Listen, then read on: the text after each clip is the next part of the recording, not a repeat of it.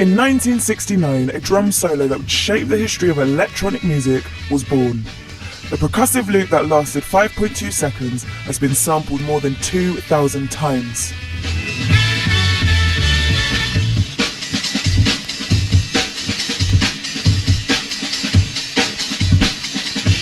Drummed by the late Greggory Coulmman, it featured on the Amen Brother, the B-side to the funk and soul group, the Winstons single, Colour Him Father.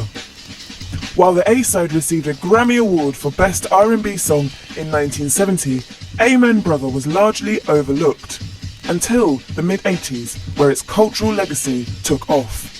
In 1986, a version of the Amen Brother was included in the Ultimate Breaks and Beats bootleg series on Street Beat Records. The original version of the Amen Brother was at a speed of 45 RPM. In this compilation, the Amen Break appears at 33. In the same year, the EMU SP1200 sampler was released, meaning the birth of sampling was born.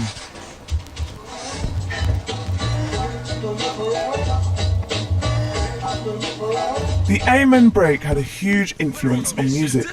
Let's start with hip-hop. Salt and Pepper were one of the first hip-hop groups to use the sample.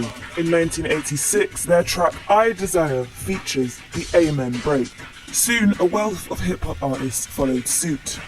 Rock Bass and DJ Easy Rock, Tough Crew and Success in Effect all had used the sample by the late 80s.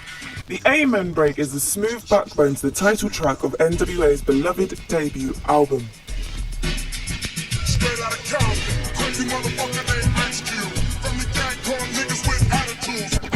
Let the bass kick.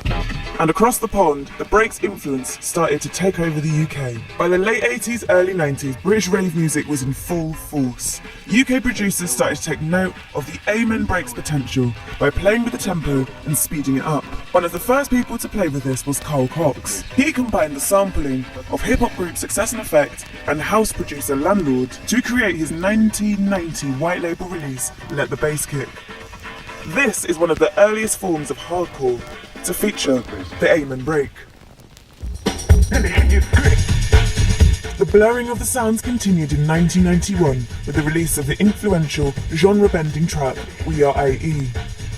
This track by Lenny D. Ice merges the Amen Break with gunshots, embedded reloads and reggae-style bassline. It's attributed as one of the first proto-jungle tracks that laid the foundation for the birth of the jungle sound.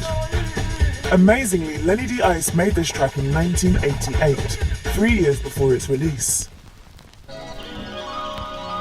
In 1992, the Amen Break became increasingly prominent in tracks with darker moods and darker melodies. Tracks like The Body Snatchers' Euphony, Just For You London, and Noise Factory's Set Me Free were all a part of the birth of jungle. Artists like 4Hero under their Tom and Jerry alias, Omnitrino, and Foul Play began embracing the sound.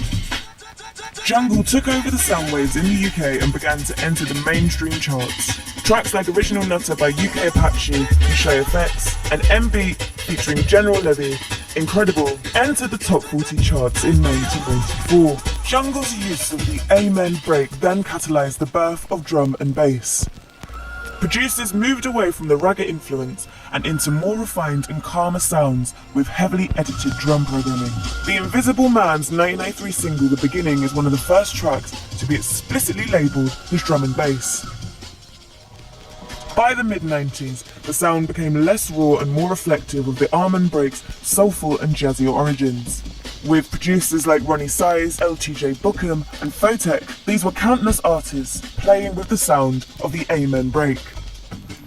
IDM producers such as Square Pusher heavily manipulated the Amen Break, turning it into something completely different. This is shown in his track Vic Acid, released in 1997. Another IDM producer, Luke Vibert, had many aliases. One of them was Amen Andrews. This was a project defined by his recurrent use of the Amen Break. Being one of the most versatile samples, the Amen Break can now be heard just about anywhere. From the dark alternative hip-hop of Tyler the Creator's Pig to the skewed lo-fi house of DJ Seinfeld's Wombat Bounce. The Amen Break is the most used sample in modern day music.